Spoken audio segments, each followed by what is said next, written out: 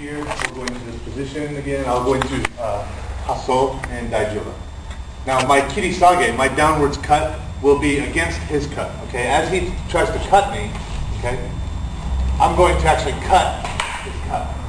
Okay? And it could be, and I did that wrong, sorry. I should be traveling forward on the right foot. So here.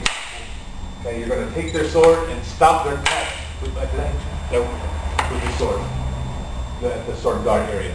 Okay, so from here it's going to look like this. You're going to step out the cut, but the cut will actually be, this is called Katsugai Dome. That's also the name of the technique we're going to cover later. But this is where you get into a sword fight and you start pushing each other back and forth. Yeah. So he'll cramp me up, and then his arms will be cramped, and then as he cuts out, we'll take a cut to the neck. One, he shoves, now I shove back. And as he shoves, this left leg becomes the trap. As that last push comes, you rotate, so you can cut the uko. So what if he does it on the first one? What if he does it on the first one? Okay, from here, he shoved that in the first one. Yeah, that's what he's going to do. And as he shoves, if he does it to me, you're saying? Yeah. Okay, good question.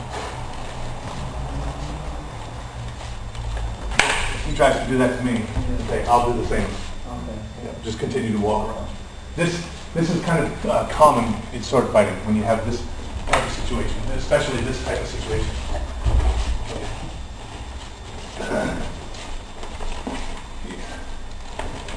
Okay, and he'll shove, you shove back, and then on the third one, you do the spine back, obviously in a weak position. Okay, so you're going to try to keep yourself in this kind of a sanshin type of, where I'm leaning forward, okay, and then try to continue that position. Don't let yourself get caught into that. I saw that a few times over here. Boom. So immediately as you come in, keep yourself forward. Okay, don't let yourself ride back. That way, as he pushes, okay, I'm not tired at all. He can push as hard as he wants, as long as I keep this form. Okay, if I start to lose that form, it tumble back. Okay. Same thing too forward though as well. If I lean too far forward, he can now ride it over my back. He can topple over top of me. Right. Okay. And when you play, get yourself a helmet, some gloves, some Kuroshinai. You'll find these things a lot better than you can just practice them.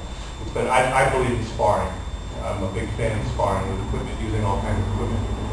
I feel that type of feeling and the distance and all of that will come together faster than it would this type of training.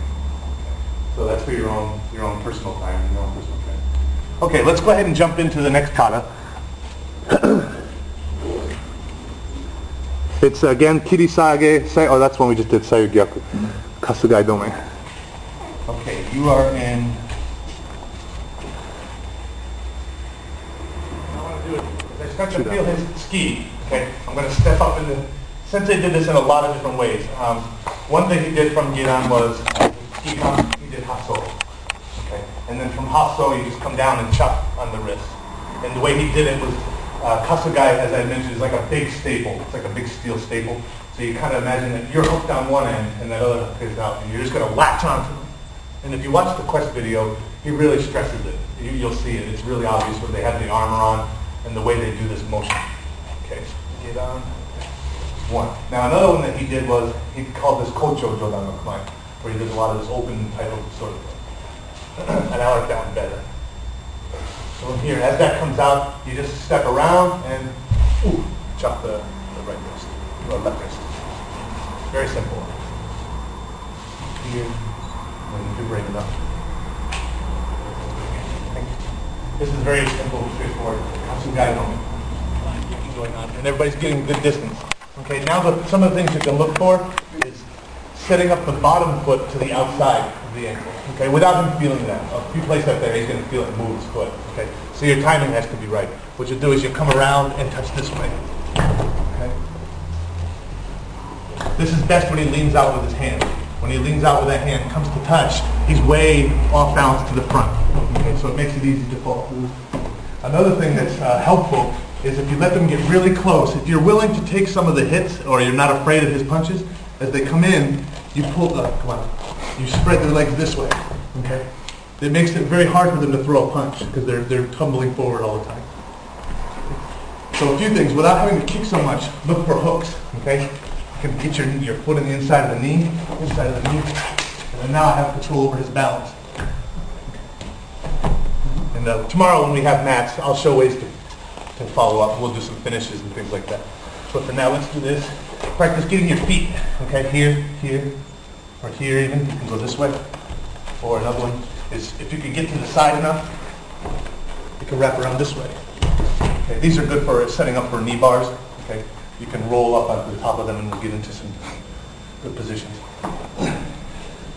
Okay, so go ahead, left or the right, and as they do that, you'll thrust straight to the throat. So, yes.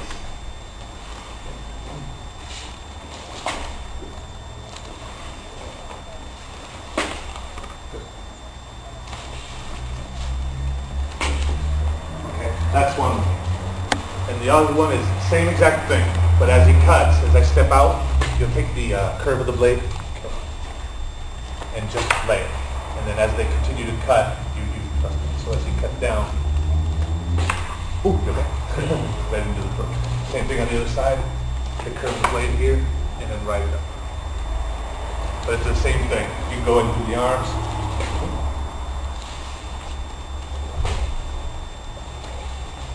Have fun. And reset our distance, okay, while going into hook on the command. 1, 2. 1, 2. Okay. Now, the basic form is the stomp kick to the suigetsu. A form that I find for myself when I used to do competition. This type of cross-legging movement is very difficult to use when you're fighting. But what I did find out and what I did feel works is as the punches are coming in, okay, and if you take a cross step, rather than trying to unwind, you come out with a straight attack. I found that round kicks work really well right here. When training, just be careful because we've had bruises like that big. It's an easy area to bruise. I found this very effective. It's a little bit harder to be able to bring your knee out and stop kick. Okay, but that's the basic concept. So 1, hope no come on. 2, kick. Okay, that's fine. This is called tangeki. Okay, we could go here, both shins to the neck on each side together. You could do things like hapayo, slapping the ears. Other basics would be the boshikens and all the different kyusho, the butsumetsu. Kinteki, the Kochisai, Tokiuchi, you can do the here for distraction and then slam down on top of you don't want to punch the top of the foot, okay? A lot of times in seminars I've noticed that the Bushikan, we think of the Kyusho, everybody knows Tokiuchi, and there's this spot here that you strike, okay? That's fine, but that's for a bow and things like that. When you're attacking someone's foot with your hand or you're stomping on it with your foot, you want to try to aim at where the toes meet the foot. Okay, there's a lot of nerves there, and they break really easy. So in the Kokoryu, there is a lot of that, where you actually drop down and punch their foot. Okay, Sensei doesn't show that very often, but when you see the other lineages of the Kokoryu, they're in the katas, and it's quite common. Same thing with Tsuneuchi.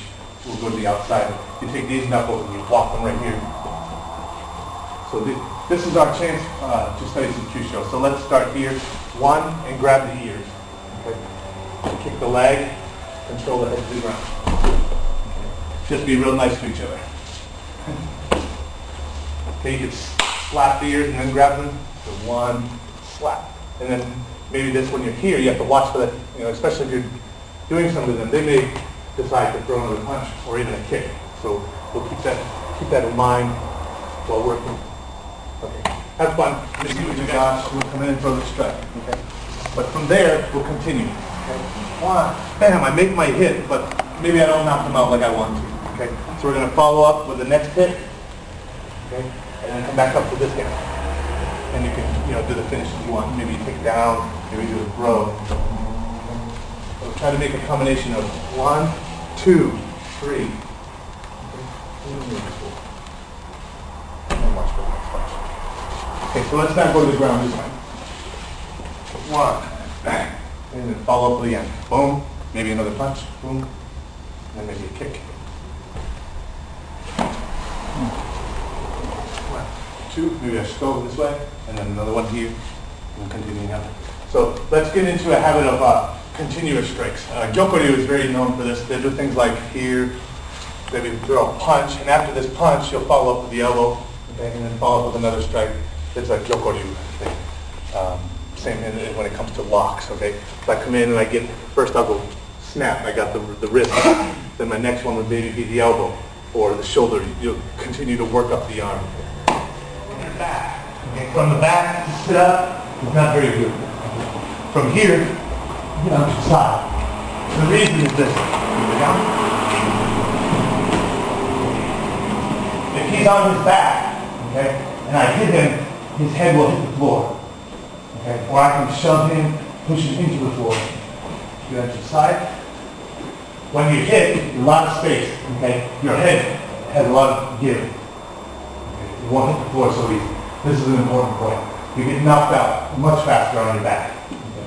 Same thing if I'm pushing. Okay, we're fighting. He's on his back and I'm pushing. His breath gets taken away.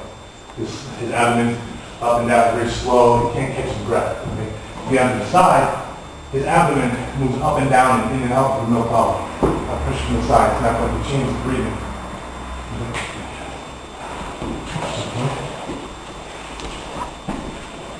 Okay. First thing, this side. Get on to the side. And this side. Okay. Now I only have to worry about the punch from this side. Okay. If you start the punch, that's the time. They raise the arm, they're off balance. Quiet. When I have the arm now, here, okay, watch in this area here.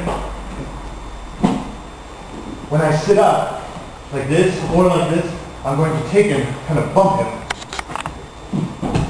Okay, at the same time. Okay. So you're here, and you're going to up and over. Okay, so now the upper body and lower body has to go together. Okay.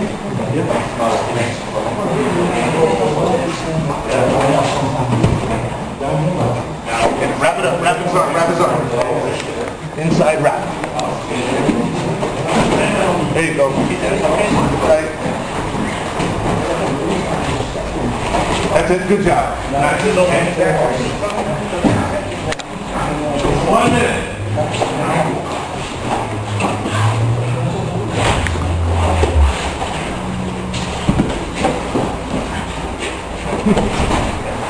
Very nice.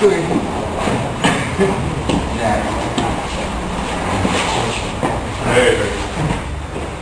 10, 9, 8, 7, 6, 5, 4, 3, 2, 1.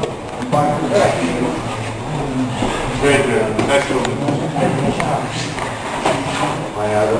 Very nice. Good. Excellent. Again.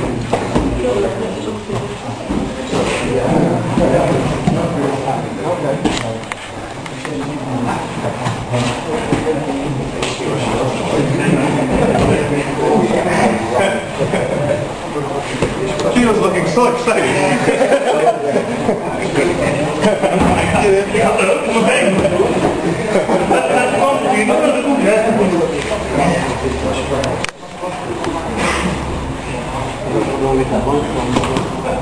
Nice. Very good, very good. Cool. Excellent.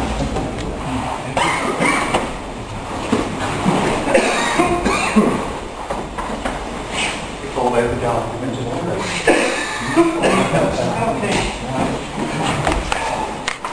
Thanks, man. You tell me the cable goes.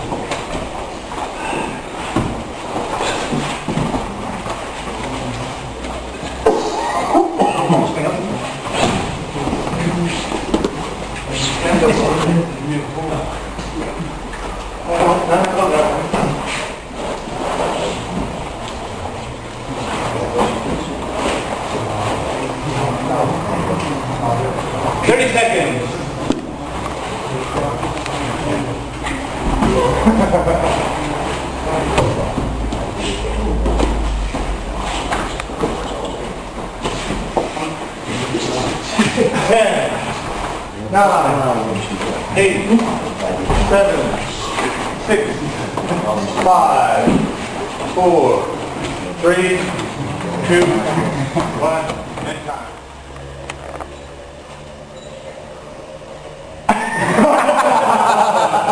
That'll be good.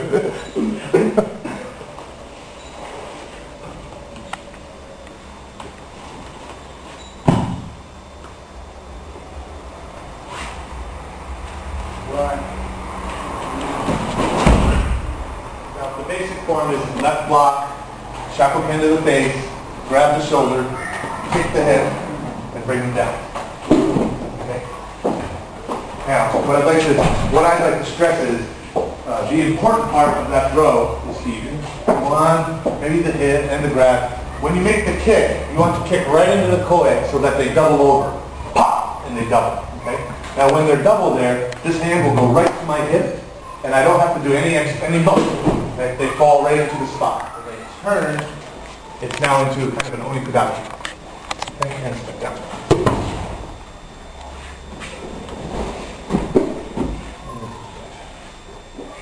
I'm a backstabber. In and grab the wrist. Okay? And then just quickly return, maybe an elbow to your head. Okay.